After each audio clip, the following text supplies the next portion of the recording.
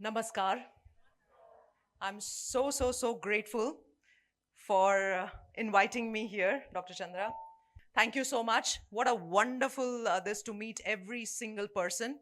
I joke and I say I'm a brain plumber. I fix broken brains. But that's such a boring day job. You know what is job called? Job? Just over broke. That is the definition of job. But what is really interesting to me, I mean, you saw all the hulas that they talked about. But really, what is true, what I believe in is changing the mind and changing the brain so that we can live limitless. I mean, we have examples of limitless here with us. So that is the vision and the mission that I am personally in. And my partner, friend, guide, Manisha is also here. We run a lab called Limitless Brain Lab in Dubai and Cambridge. And it's been, it's always serendipitously things happen. Many years back, somebody asked me that, how do you think peak performers' brains work? I said, peak performers' brains, what do you mean by peak performers, Oh, the big leaders and the CEOs and executives. And then I said, well, let's go to the lab and check it out. And with that, we started to map some of the brains around. My very first brain was this Nicole, who stood on Burj Khalifa. Now, she had 18 accidents and roughly 18 bones were broken in the accident. And when I met her, she said, yeah, I mean, Burj Khalifa standing was easy, but do not show me a needle. The moment you show me a needle, I'll run away. I said, wow, that is interesting, right? In a brain, both the things are happening. You can't see a needle, but you can stand on Burj Khalifa. So I wanted to map such brains and see what is happening. And of course, in the region, we have mapped some amazing brains across as well. But that is, yes, one part of the thing, but I'm going to share today in this meditation context, my own personal journey as well, because we all don't go through pain. What do? We grow through the pain. So I'm very fortunate for all the problems that came in my life, and I'm going to talk that in the context in a little while. But we all live in this world called VUCA. What is VUCA? Volatile, uncertain, complex, and ambiguous, right? And look at this chart. This chart sort of literally, blew me away when I looked at it. This is the chart which is showing stress, the level of stress that people are going through. Anything which is dark green is what is more stress country. Thankfully, India is not that much, which is good. But look at North America. Look at other countries. When you look at this, I as a doctor question myself, what are we doing as fraternity? What are we doing as community? What is the meaning of the word doctor? Anybody? What does the meaning of the word doctor mean? We have few doctors, by the way, in the room. To heal. Anything else? To treat. To heal? Not really. The meaning of the word doctor means to dossier, which means to teach. So essentially, if we taught all this, and if we were able to teach not just to the old people, right, to our children, young children, would the world remain like this? And that is what my personal vision, mission, the entire this of Limitless Brain Lab is also. Let us create humanity. Let us create people on this planet Earth where this is completely eliminated. We were doing that, right? Satyug, and what a beautiful this tradition that we come from, and where are we right now? So that is what we are into at the Limitless Lab also. So the idea is, yes, brain is great, but what about the mind, brain, body, soul? It's all holistic. It's all integrative in nature that we need to work upon. And that is what is, but today, since we will be talking the entire focus, oh wow, the brain has disappeared.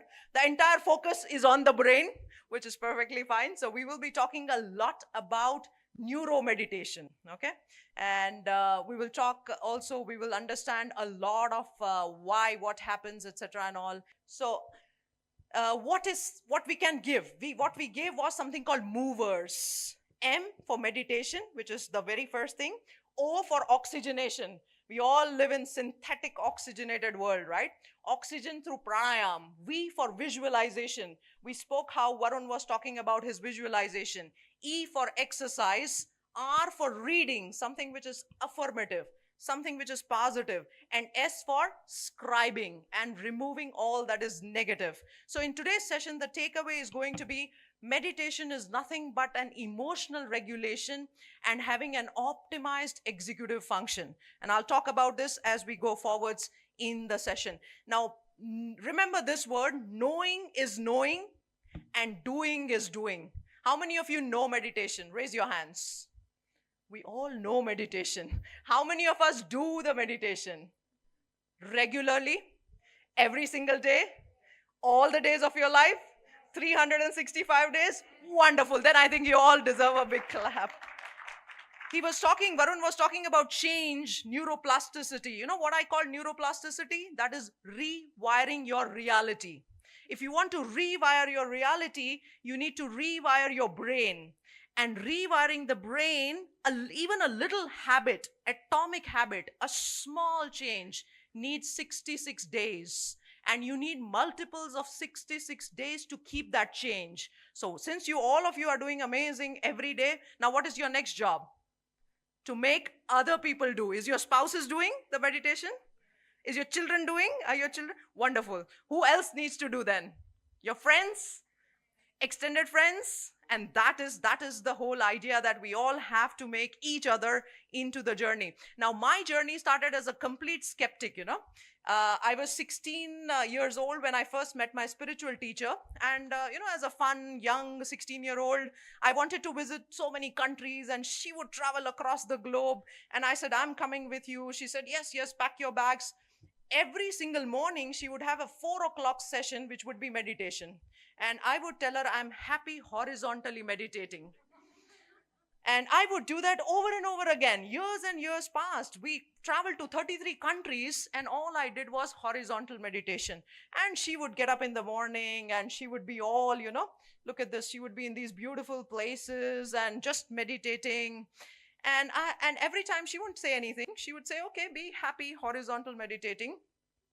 And then, we went to this beautiful institute called CHEFR. I don't think so the institute is there anymore. I'm talking many, many, many years back in Pune.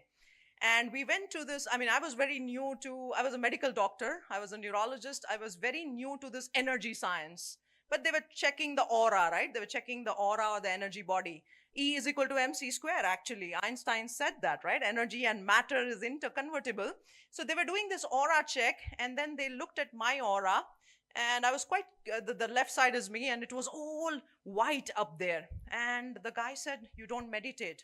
I said, yeah, why do you need to meditate, And he says, look at your guru's aura, And it's a beautiful, nice Vibgyor pattern, what was seen. And I started to understand what those colors meant.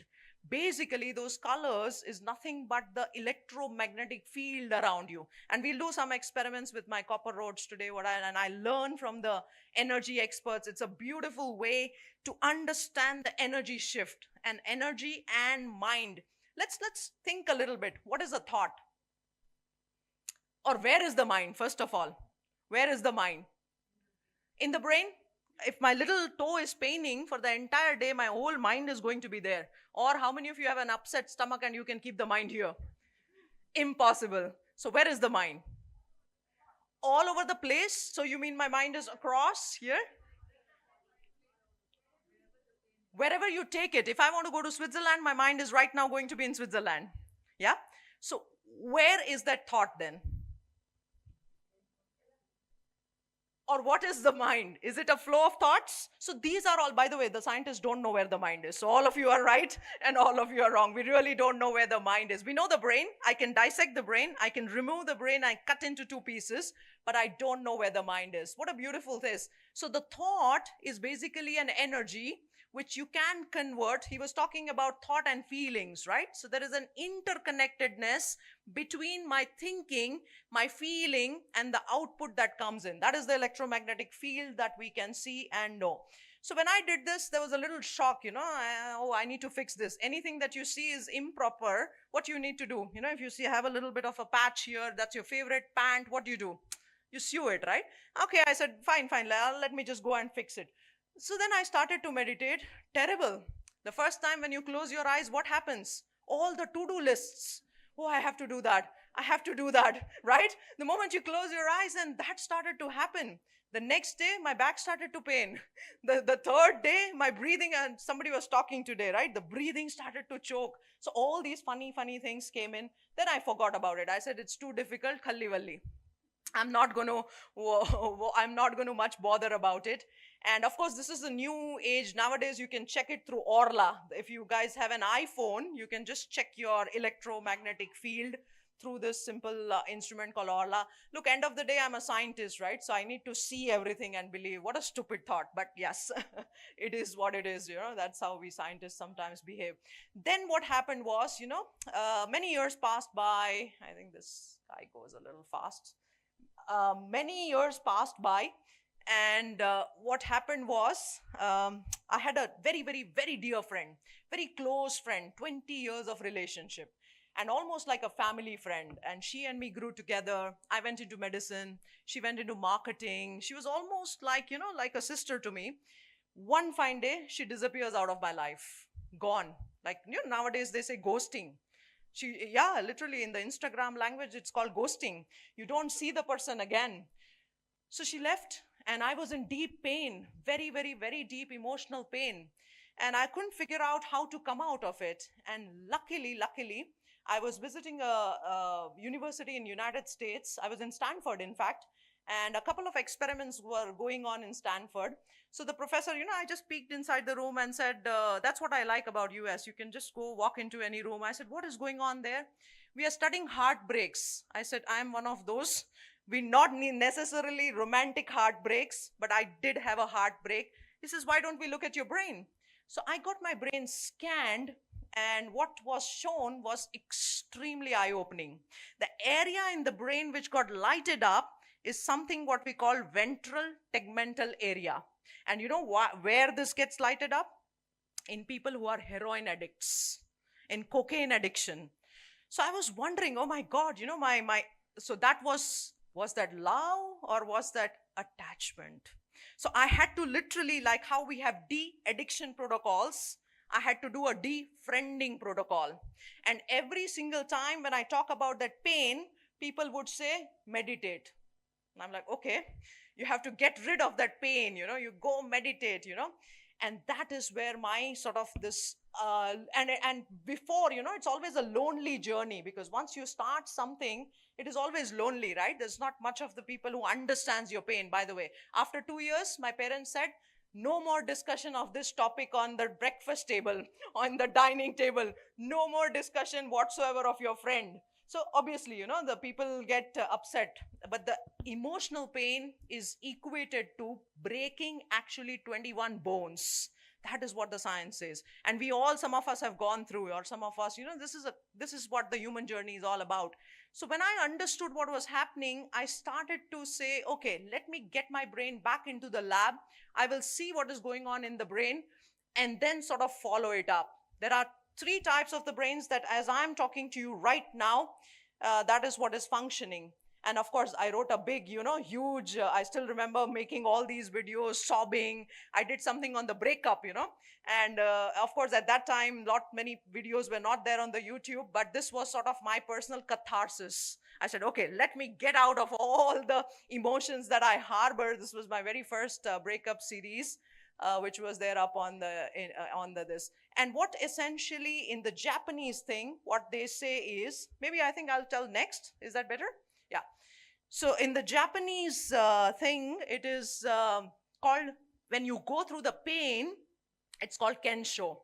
And when I tell you my story, and some of you wonder, oh, that has happened to me, I think I should not go Dr. Shweta's route.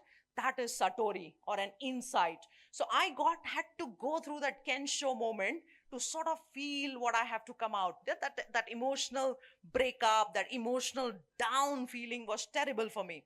So when I came back to my lab, and of course we were running this lab for the peak performers, what I saw, and when we say lab, it's a very simple EEG that we do, electroencephalograph. We just have 21 channels. In fact, in Dubai, we have it. We have a couple of places in Dubai also where we are running this.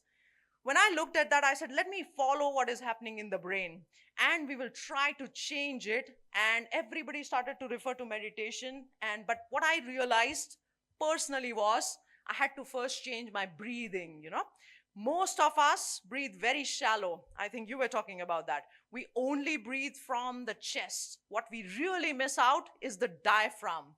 It's the deep breathing that is required. So I had to do so many changes. And when I started to do those changes and started to apply the movers in my life, 3 months, 6 months, 9 months, my brain started to change. And I could see it in the lab, the changes which were happening. Super excited, I started to chant some of the mantras. I started to do a lot of things which I was not doing. And I said, wow, this is working for me. If it works for me, let me test. The first guinea pigs are who? Friends and family.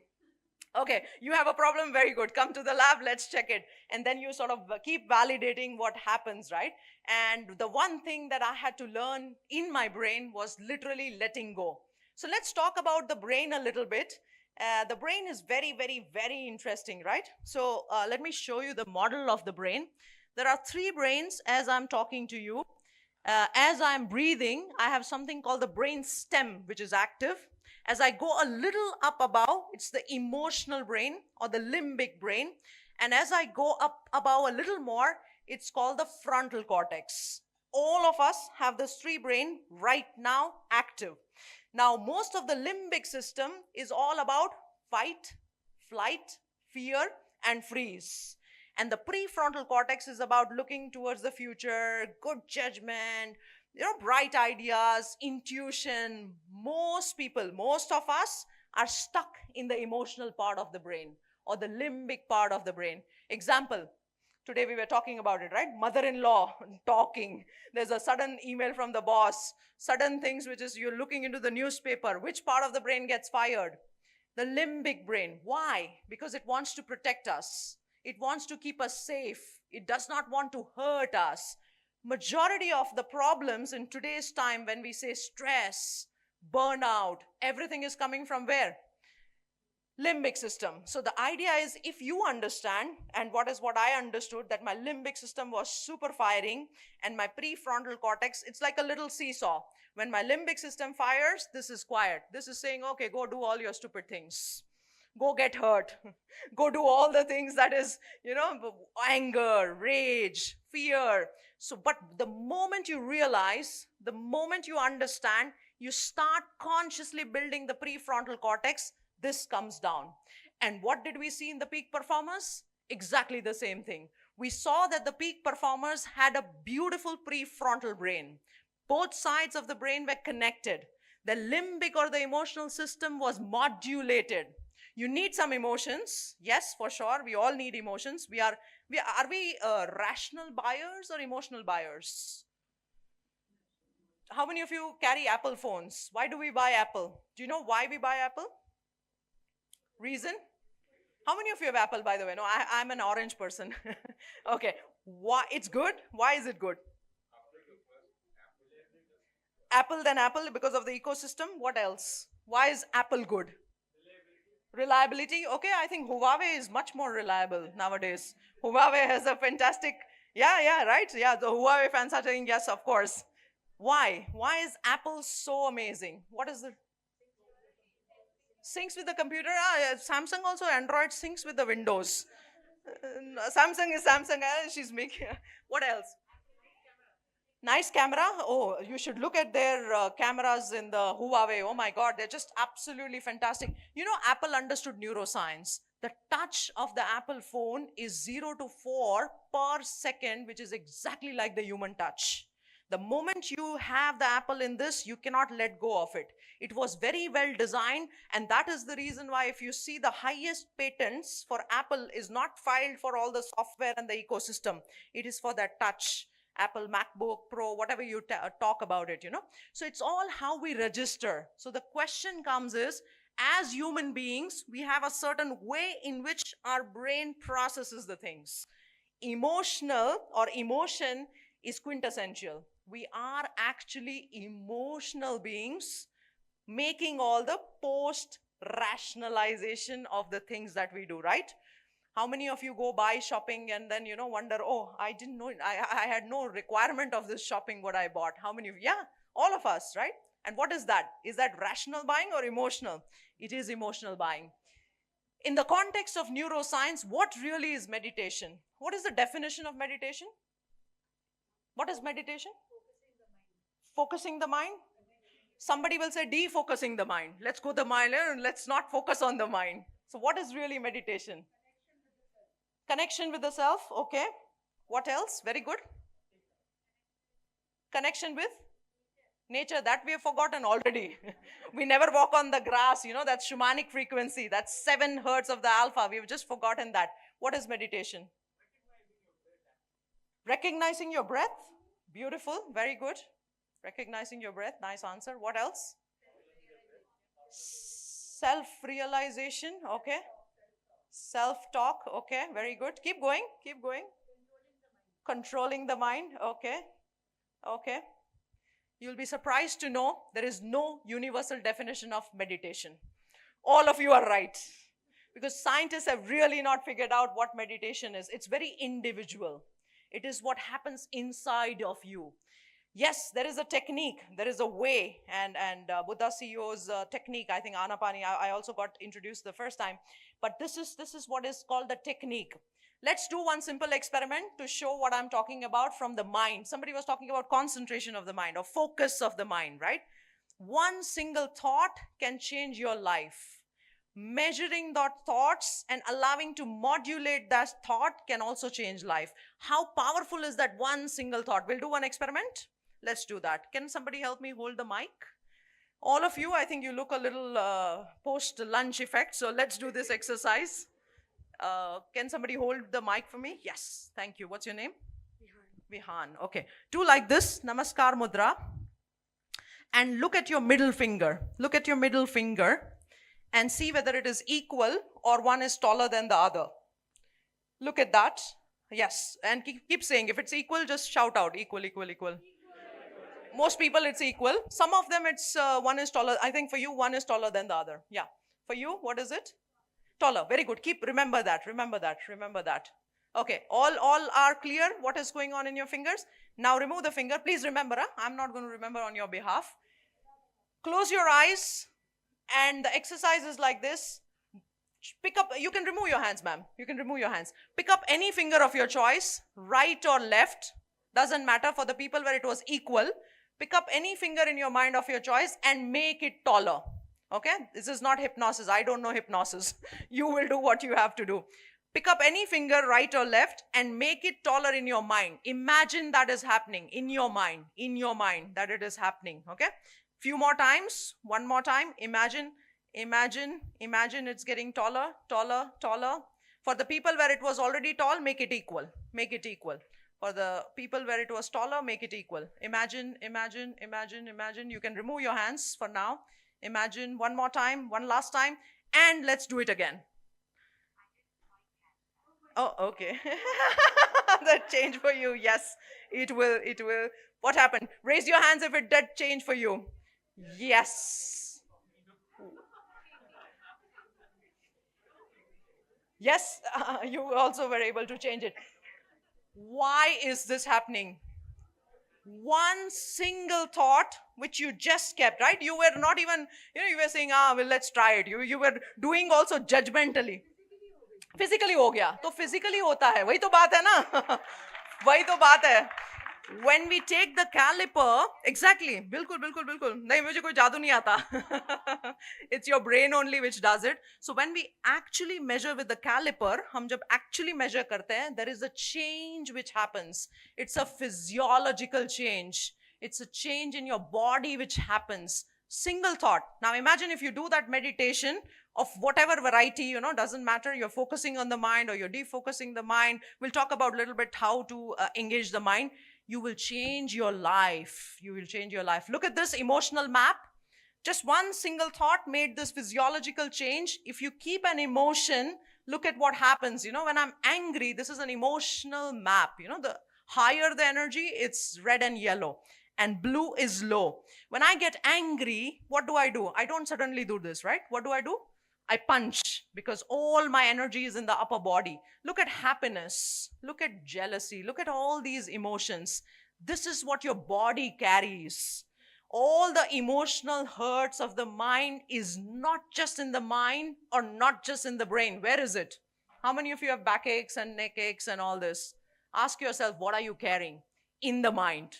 So that is how you can change it. So meditation again is very interesting. No definition of meditation, but there are so many types of meditation. See, our great grandfathers and the rishis, and they were very intelligent, They knew that not all minds are same. Some of the minds, it's like Ferrari's speed, I cannot match it with my Audi. Can never be matched, right? Some people come and tell me, but my mind overthinks. And for fun, I ask, what is the speed of it? 150 kilometers, 200 kilometers an hour? We all have different minds and we connect differently to different thoughts. That is the reason why we have so many types and varieties. I think someone was talking about Vipassana. They did some 5-6 sessions of Vipassana. Somebody was talking about a different dhyan, a Rup dhyan. And yes, also the meditation which is taught at the Buddha CEO. So it's such a beautiful way that how you can, and I'm going to tell you more about what is good for you or what is your type of the meditation as well. This is the brain scan, how we do it. This is my scan on the left, and this I'm going to share with you what happened just after one single technique of breathing. But let me lead to a simple explanation of what the brain is all about. There are 4 fundamental waves in the brain. When I'm talking to you and you are listening, it's beta, fast firing. When I close my eyes, it is alpha. When I go deeper, it is theta. And when you fall off to sleep, it is delta. In the morning, when you get up, what you do? You straight away do a delta to beta jump. Oh, suddenly alarm, 2-3 times you snooze. And then suddenly the mobile comes in, it's a delta to beta jump. What are you supposed to do? Delta, theta, alpha and beta. But no, we don't have time, no? Woke up 10 minutes late, 15 minutes late, shouting, everybody is doing hula. All the beta things are happening in the morning, right? Now, out of the 4 fundamental waves, when you go deeper in the meditation, what we find, I'm going to show you, it's theta which comes out. But look at this. There was a small high beta, what you're seeing here. And look at this red. Red means high amplitude and blue is low amplitude. Focus on this very high beta, just this. You know what this change made? One single Brahmari. One single humming bee. All of you are aware about how to do humming bee? Do you want to do one session? Okay, sit straight. Yeah. Yes, sit straight. Take a nice deep breath. And how you say the word king or that is how you will speak from the palate. Yes.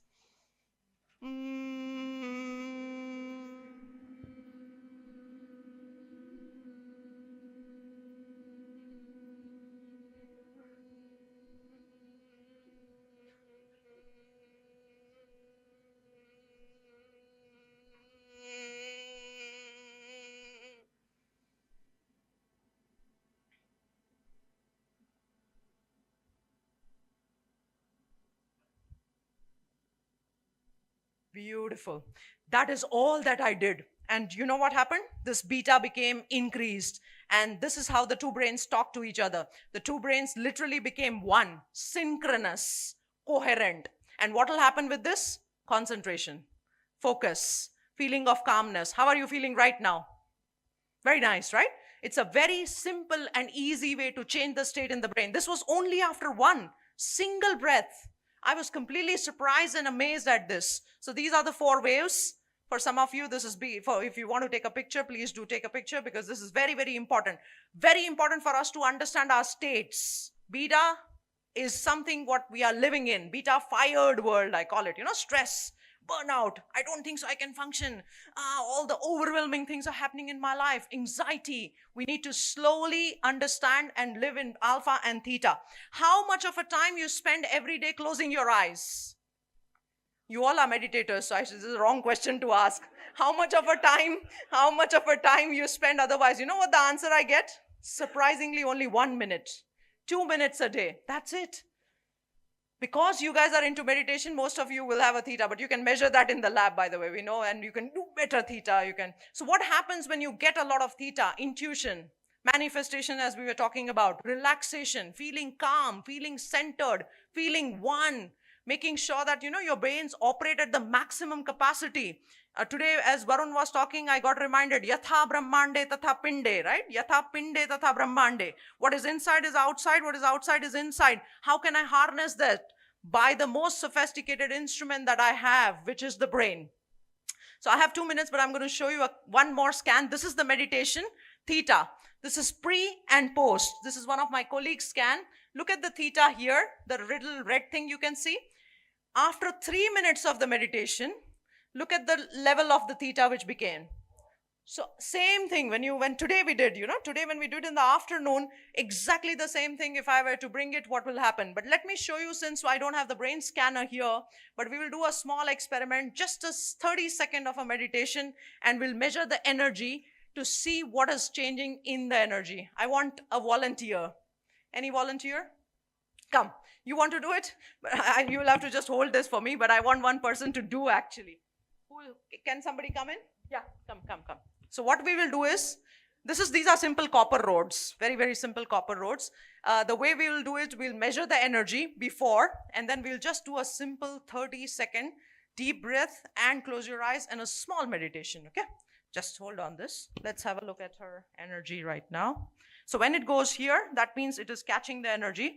The moment it will stop catching the energy, it will go the other side. All right, that's it. This is exactly where her energy radius is.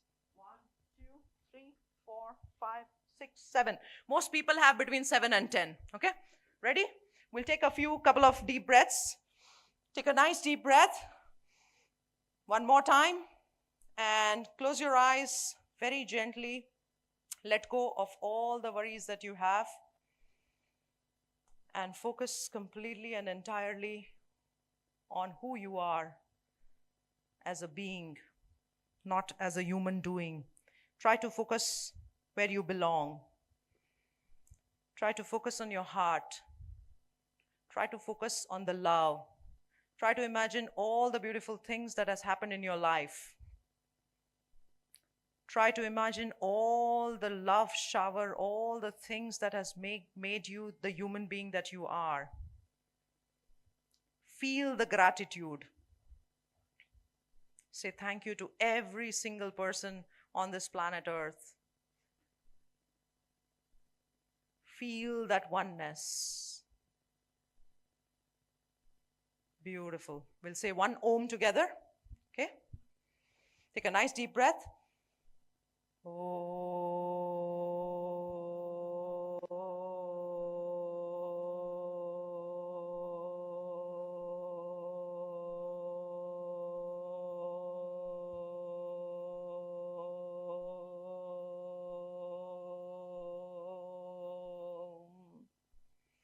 All right, let's do it.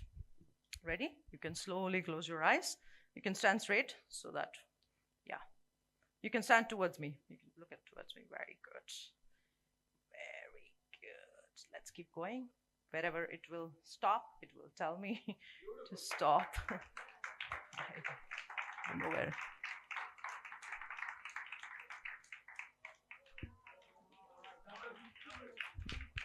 5, 6, 7, 8, 9, 10, 11, and 12. How many seconds? Less than 30 seconds. So that is the power of the focus, power of attention, power of concentration, power of meditation. So thank you so much for inviting me here.